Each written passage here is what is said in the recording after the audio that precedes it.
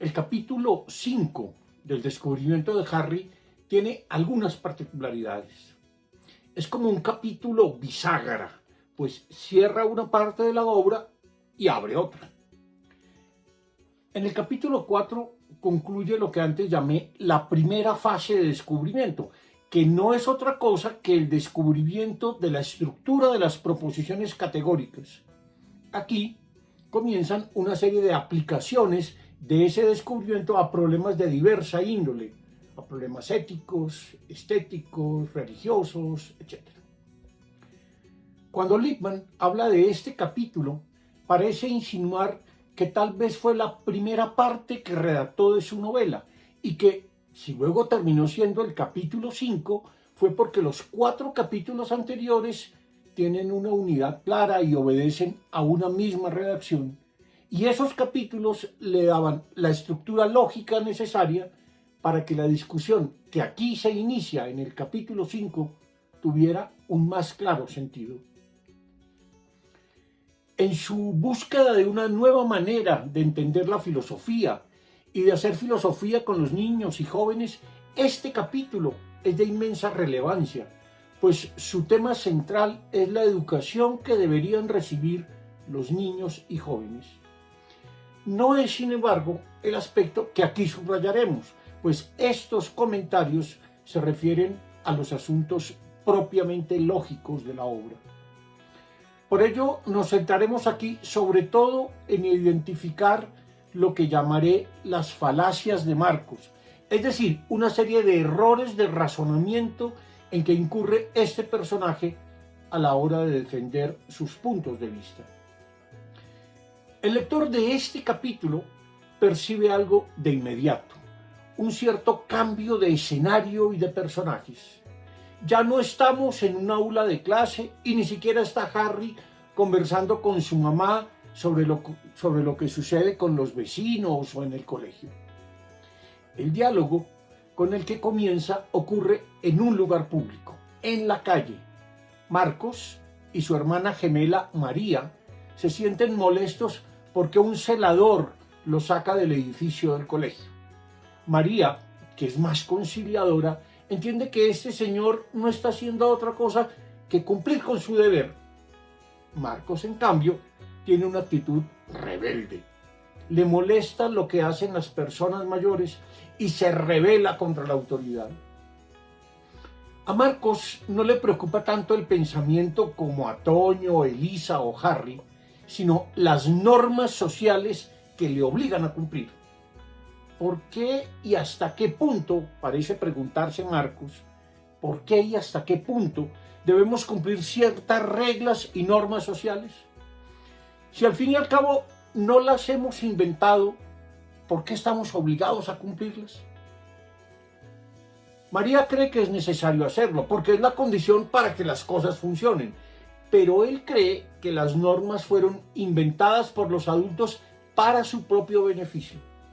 Pone en cuestión algo muy esencial, la autoridad de los adultos. ¿Qué autoridad tienen los adultos para imponernos reglas que van en contra de nuestros intereses? Pero la discusión entre hermanos toma un nuevo giro con la llegada de Harry. No es que él los interrumpa, solo va amablemente a ofrecerles un dulce, unas pasas recubiertas de chocolate que se veían deliciosas y que todos comieron en silencio, con lo cual la tensión inicial que había entre ellos empezó a disiparse. Sin embargo, Marcos era de los que no podían quedarse callados por mucho tiempo y vino entonces su lamento, ya no contra el celador, sino contra el colegio, contra las clases y contra el sistema educativo en su conjunto. Arremetió contra la clase de historia. Uy, la clase de historia sí es para aburrir hasta a los payasos. ¡Qué mamera de clase! Yo creo que es más aburridora que las sesiones del Congreso. Harry no estaba en plan de discutir, y María aún menos. Por eso se limitó a decir algo elemental, que hay tanto clases aburridas como otras que no lo son. Sin embargo, su comentario ya no era ingenuo, pues Harry inmediatamente tenía una idea. la expresaba en el lenguaje de las proposiciones categóricas, y con ello se permitía hacer cada vez una serie de deducciones. De inmediato le vino a la mente lo que había escrito en el tablero el profesor Spinoza. Algunas materias son interesantes, algunas materias no son interesantes. Harry se preguntaba si de una cierta oración se podía deducir o no otra oración. Pero Marcos, que no tenía un interés lógico, solo quería manifestar su desacuerdo, su inconformidad, su incomodidad, su disgusto con lo que le enseñaban en el colegio. Y no podía decirlo de una manera más clara, directa y radical. Todas las materias son aburridas, todas sin excepción. No hay ni una sola que valga la pena, todas son malas. Inmediatamente dice esto, Marcos, para defender su posición radical, empieza a incurrir en una serie de falacias. Este es el punto esencial que quiero destacar. Pero antes de entrar en ello, debo decir qué son las falacias. Una falacia es un error de razonamiento, pero un error que no es fácilmente perceptible, porque si bien los razonamientos falaces son lógicamente erróneos, suelen ser psicológicamente persuasivos. Es decir, que aunque las falacias sean malos razonamientos, muchas veces resultan creíbles, verosímiles, aceptables, convenientes y hasta convincentes. Les recomiendo que examinen con cuidado la noción de falacia que allí están viendo, tomada de una fuente común que solemos consultar con alguna frecuencia, Wikipedia. Veremos a continuación algunas de las falacias en las que incurre Marcos y seguramente no nos resultarán extrañas, porque vemos a diario incurrir en ellas a muchas personas y porque tal vez nosotros mismos caemos en ellas con más frecuencia de la que deberíamos. En primer lugar, Marcos comete el error de tomar su propia percepción como algo absoluto. Es cierto que a él le parecen aburridas todas las clases, pero de allí no se sigue que necesariamente sea así. Que a Marcos le parezcan aburridas todas las clases no significa que todas las clases sean aburridas, pues una percepción de alguien no se toma sin más como una proposición verdadera. Pero él insiste en su idea sin dar otra prueba que su propia percepción. Para él la afirmación "todas las materias son aburridas" es verdadera y debería aceptarse sin ninguna enmienda, precisión o matiz. Pero allí no paran sus falacias. Viene una más radical, que podríamos llamar inducción incorrecta. Para mostrarla, Lippmann recurre al famoso ejemplo de las judías o los frijoles del filósofo Charles Peirce, que nos permite ver la diferencia entre las inferencias inductivas, deductivas y abductivas. De esto hablaremos más adelante, pero no voy a detenerme acá en el ejemplo de Peirce, sino en el modo como lo usa Matthew Lippmann. Harry, para enfrentar la afirmación de Marcos, recurre a su paquete de pasas con chocolate y le pregunta a Marcos si después de sacar 3 dulces de ese paquete y ver que son de color marrón, podría inferir algo sobre los dulces que aún quedan en el paquete de dulces. Marcos entiende perfectamente la pregunta. ¿Lo que quieres decir, le pregunta a Harry, es si yo sabría de qué color son los otros sin verlos? Su respuesta, desde luego, es no. Harry tiene claro lo que quiere afirmar. Veamos lo que dice. Si todo lo que sabes es que algunos de los dulces son de color marrón, no puedes decir de qué color son todos. Y además, tampoco puedes decir que porque algunos son marrones, hay otros que no deben serlo. De alguna manera, Harry tiene claro que si uno mira las 4 proposiciones categóricas básicas, es claro que de algunos dulces son marrones, no se sigue todos los dulces son marrones. Concluir eso sería erróneo. Tampoco parece ser que de algunos dulces son marrones se deba inferir que algunos dulces no son marrones, porque sigue existiendo la posibilidad de que en la caja queden dulces de otro color, pero también la de que en la caja todos los dulces sigan siendo de color marrón. Aquí hay pues un error inductivo y Lippmann nos llama la atención sobre el hecho de que hacer inducciones incorrectas es uno de los vicios más grandes de nuestro pensamiento. Pero hay una tercera falacia en la que aquí incurre Marcos y de la que María se da cuenta de inmediato. Es lo que podríamos llamar una generalización inadecuada y por tanto una forma de sacar conclusiones precipitadas. Marcos ha aceptado la conclusión de Harry y en cierto modo reconoce que puede haber una mala inducción en su razonamiento. Sin embargo, María quiere ir más allá y mostrar que ese es un defecto general de nuestras formas de pensar, del que tal vez nadie se libre. Hacemos generalizaciones incorrectas y tendemos a sacar conclusiones precipitadas. Pero María es aún más perspicaz y cree que ahí, en estas generalizaciones precipitadas, en estas inducciones incorrectas, hay un elemento adicional, que estas generalizaciones tienen también un elemento discriminatorio y en cuanto tales son formas de agredir y ofender a las personas. No son solo malos razonamientos, son también formas de agresión, de ofensa y discriminación. Así, por ejemplo, decir, los costeños son perezosos o los franceses son sucios. No solo es una generalización injustificada, sino una forma de ofender, descalificar y discriminar a los miembros de una determinada cultura o de un cierto país. La ofensa, la agresión y la discriminación a menudo van ligadas a falacias. Pero no solo la ofensa y la agresión son falaces, también puede serlo el modo como usamos las palabras. Y esto porque al decir algo, no solo decimos una cosa, sino que la decimos de una forma, con un cierto tono, haciendo algún énfasis, poniendo una determinada fuerza en las palabras.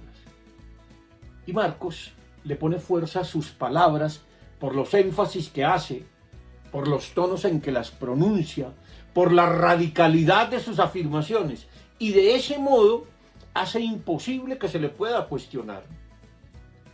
Aquí utiliza una palabra descalificadora, horrible. Dice que la clase de historia es horrible, que todas las clases son horribles, que su colegio es horrible. La palabra horrible descalifica todo radicalmente, pues va poniendo un adjetivo que no deja lugar a ningún matiz. Esta es también una forma de incurrir en malos razonamientos, la de dejarse llevar por la fuerza de las palabras. Pero no es la única. Marcos es aún más radical.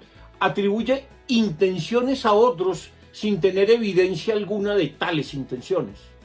Cuando se le pregunta por qué todos los colegios le parecen tan malos, él ya tiene un culpable, los adultos. Lo dice claramente. Ellos organizan las escuelas y colegios para su propia conveniencia. Mientras tú hagas lo que ellos te mandan, todo está bien. Pero si no lo haces, te la montan. Marcos, con tal de defender su punto de vista, según el cual todas las materias son aburridas y todos los colegios horribles, inventa un gran culpable, las personas mayores. Y de entrada les atribuye unas intenciones de las que no tiene evidencia alguna. La gran falacia aquí está precisamente en eso, en atribuir intenciones a otros sin que éstos las hayan comunicado. ¿Cómo sabe alguien las intenciones de otro?